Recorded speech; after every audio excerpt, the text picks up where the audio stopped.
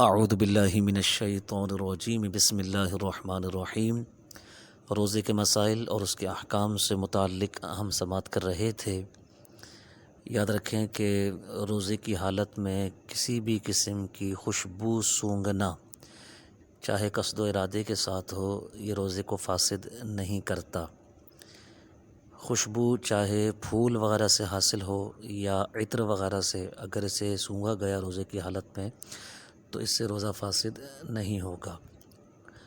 لیکن اگر وہ چیز ایسی ہے کہ جو دھواں چھوڑتی ہے، جیسے اگربتی وغیرہ یا لوبان وغیرہ، تو اب ایسی چیز کو جلتے ہوئے سونگھا کہ اس کے دھواں جو ہے وہ جسم کے اندر ناک یا منہ کے ذریعے، اگر روزے کی حالت میں روزہ دار ہونا یاد ہے اور داخل ہو گیا، تو یاد رکھیں کہ یہ چیز روزے کو فاسد کر دے گی۔ اس وجہ سے جو ہے وہ روزہ ٹوٹ جائے گا۔ ورنہ عمومی طور پر کسی بھی اسمیل کے ذریعے، چاہے وہ اچھی اسمیل ہو یا بری اسمیل، نجاست والی ہو یا کیسی بھی اسمیل ہو، یاد رکھیں کہ اس سے روزہ جو ہے وہ فاسد نہیں ہوگا۔